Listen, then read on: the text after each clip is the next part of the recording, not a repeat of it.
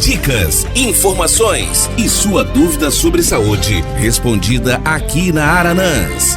Plantão Médico com o Dr. Pedro Pimenta. Muito boa tarde, ouvintes da Aranãs. Como eu digo sempre, é um prazer estar aqui às quartas-feiras fazendo esse programa Plantão Médico. Hoje nós vamos falar de um assunto muito interessante, muito atual. Vamos falar do declínio cognitivo do idoso. Vamos falar da doença de Alzheimer, que está impactando, né? Hoje vive-se mais. Né? A média de vida da população mundial, né? Inclusive do Brasil, aumentou muito. Com isso também, essas doenças degenerativas vão também aparecendo. Então, com a idade, há menor prontidão da memória, o que muitas vezes é confundido com demência. Né? No idoso, o cérebro vai reduzindo o volume. Ele diminui de volume à medida que vai envelhecendo. Então, demência é a síndrome crônica que leva ao declínio da memória, mas acompanhada de alterações de comportamento e personalidade, além do prejuízo no desempenho psicossocial. Então, além de perder a memória, a pessoa também perde alguma função social, inclusive com o comportamento que se altera e a personalidade também. Então, a gente vai vendo que vai se estabelecendo uma demência. Então, com o envelhecimento populacional, como eu disse, a incidência de demência tem assumido proporções epidêmicas. Ela está presente em 7% dos indivíduos acima de 65 anos e em cerca de 30% nos mais de 80 anos. Então, à medida que a pessoa vai envelhecendo, a demência vai aparecendo com mais frequência.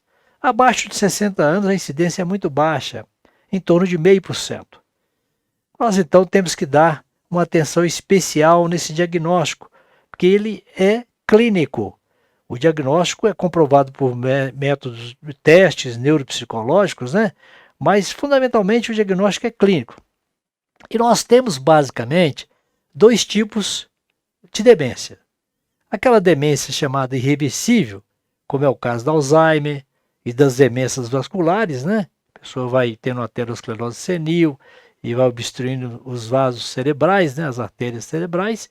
Então, essa é uma demência vascular. E tem aquela demência reversível, que é, por exemplo, quando a pessoa tem uma lesão cerebral expansiva. Por exemplo, tem um tumor cerebral, ele opera aquele tumor, de repente a demência desaparece, uma hidrocefalia, um acúmulo de líquido no cérebro, um hematoma subdural, doenças infecciosas, doenças metabólicas, alterações da glicemia, da tireoide, deficiências de vitaminas, desordem psiquiátrica. Então nós temos demências que são reversíveis. Se a gente encontrar a causa, a gente acaba suprimindo a demência. É um diabético que está em coma, você tira ele daquele coma, ele melhora.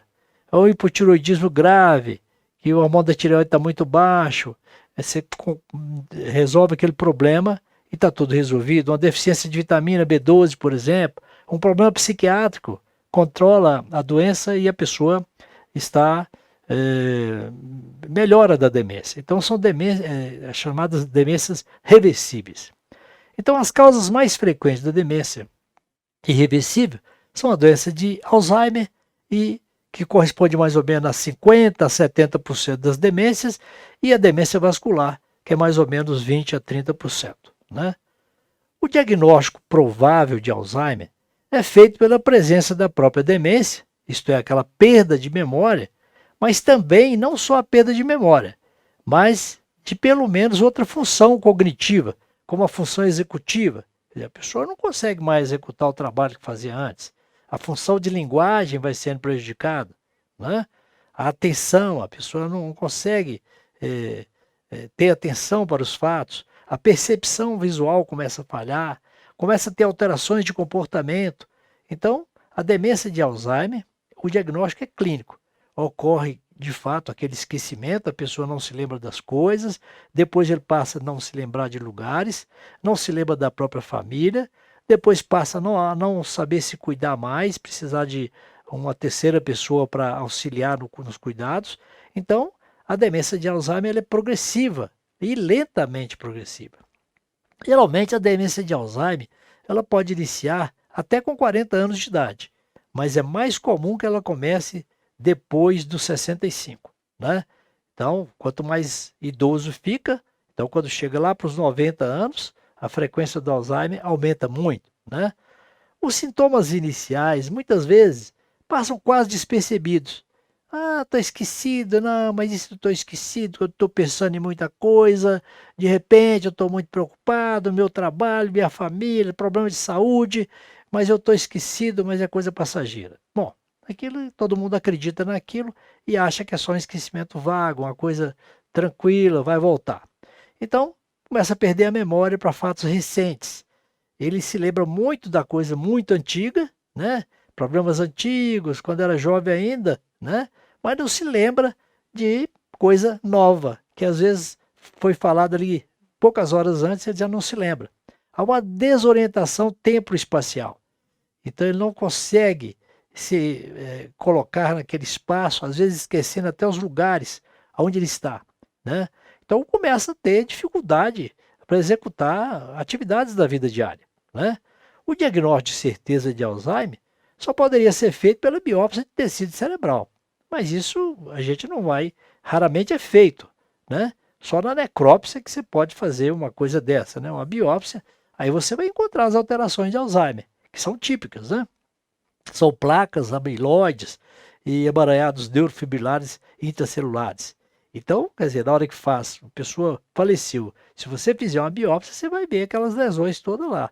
Aquelas placas amiloides invadiram o cérebro, matou os neurônios e a pessoa então foi ficando deficiente em conexões cerebrais e neurônios até ficar preso ao leito, né? Auxilia no diagnóstico na fase inicial a presença de atrofia temporoparietal. A gente faz uma ressonância e esses pacientes têm uma atrofia na parte temporoparietal do cérebro. Então, o diagnóstico de Alzheimer é um diagnóstico clínico, né? Um diagnóstico clínico. Ou então pós-mortem, quando faz uma análise, uma anatopatológica do cérebro. Mas é menos provável quando existem alterações focais. Por exemplo, se você pega um paciente que está esquecido e tudo, mas ele tem, por exemplo, um déficit motor, ele perdeu a função motora de um lado, você já pensa no AVC, você entendeu? Não vai pensar em Alzheimer. Ele tem uma flutuação acentuada dos sintomas, de repente ele está de um jeito, outra hora está de outro. Não, o Alzheimer evolui lenta e progressivamente, sempre piorando um pouco mais. Às vezes a pessoa de Alzheimer vive aí até 12 anos, tem casos de Alzheimer que vive até 15 anos, mas a degeneração do cérebro é progressiva, é lenta. Então, quando há uma flutuação de sintomas muito grande e a pessoa então começa a variar muito a sintomatologia de uma forma muito aguda, a gente imagina que pode ser uma outra doença que está ali e não Alzheimer, né? Na demência de Alzheimer, ocorre uma deficiência colinérgica, né? Existe um neurotransmissor cerebral que é a acetilcolina. Então, no Alzheimer, essa acetilcolina entra em deficiência. Então, o que a gente faz para tratar Alzheimer? Tratamento não tem cura para Alzheimer. Nós não temos cura. Existem vários tratamentos que estão aí postos, mas cura para Alzheimer não existe ainda, né? Então, o que a gente faz? A gente dá algumas drogas que fazem a reposição da acetilcolina no sistema nervoso, né? Então, essas drogas são dadas, a mais conhecida dela é o donepezil, né? Mas é usado também a rivastigmina, a galantamina, né? Então, a gente dá essas drogas para repor essa acetilcolina. Então, a gente bloqueia a metabolização da acetilcolina e a gente repõe essa acetilcolina. Com isso, a gente consegue um efeito bom, né, no tratamento. E nós também usamos a memantina. Memantina, que é um medicamento que tem uma utilização já conhecida e a gente usa mais para Alzheimer mais grave, moderado ou grave. Então a gente às vezes usa as duas drogas, né? O dorazepam e a memantina. O resultado mais provável do tratamento atualmente existente é a estabilização dos sintomas ou melhora muito discreta. Nós não vamos ter cura do Alzheimer, mas a pessoa se toma essas drogas, o esquecimento fica menor, a doença evolui mais lentamente, estabiliza um pouco os sintomas, mas não para curar, né? Outra resposta possível é, como eu disse, aquela progressão lenta. Quer dizer, você vai tornar o Alzheimer de progressão mais lenta e a pessoa, então, não vai ter aquela doença de evolução abrupta e rápida, né? Foram identificados fatores de risco para a doença de Alzheimer. Por exemplo, as pessoas inativas intelectualmente, que não fazem nenhum exercício cerebral, que não promove assim para o cérebro trabalhar um pouco, pensar um pouco, com jogos ou com atividades, né, leitura, etc. Então, uma pessoa que não tem nenhuma atividade intelectual, ela tem mais propensão a evoluir para Alzheimer de forma mais rápida. Uma inatividade física, a pessoa não faz uma atividade física, ou então é diabético, já com problemas vasculares, né? A vasculopatia cerebral, obstruções de artéria, hipertensão arterial, obesidade. Isso tudo são fatores que tornam o Alzheimer uma doença, assim, de evolução mais rápida, né? Então, quando a gente previne o diabetes, previne a hipertensão, previne a obesidade, a pessoa faz um pouco de atividade física e até mental, isso ajuda, né, nesse sentido de fazer uma certa prevenção e até um retardo do início da doença de Alzheimer e até da progressão da doença de Alzheimer, né? Então é preciso mudar o estilo de vida, estilo mais saudável, a pessoa ficar mais, né, fazendo uma atividade física regular, mesmo mais idoso, né? E é lógico que a gente pode fazer medicações diversas dependendo da patologia a mais que a pessoa apresente. Se é uma hipertensão, vamos tratar. Se é uma obesidade, vamos tratar. Se é diabetes, vamos tratar. Então, os sintomas neuropsiquiátricos são frequentes no Alzheimer, né? Então, a gente sabe que nas demências existe muita situação que a pessoa entra em depressão e ansiedade e costuma ser a causa maior de enviar esses pacientes para a instituição de longa permanência. Então, às vezes, a família chega e fala, olha, como que nós vamos cuidar? Nós não temos condições aqui, então vamos mandar esse paciente para uma instituição que tem condições de cuidar dele, né? E isso é exatamente quando o paciente já não pode cuidar de si, já está preso às vezes a uma cama, ou então está muito confuso, né? O paciente já não conhece mais ninguém, tem dificuldade para se alimentar, né? Não consegue às vezes se alimentar e essa situação vai complicando. Então chega um ponto que às vezes a família leva esse paciente para essas instituições de apoio, né? Nessa fase complicada da vida. Então é lógico que tem que ser tratado com critério, com acompanhamento médico, multidisciplinar, né?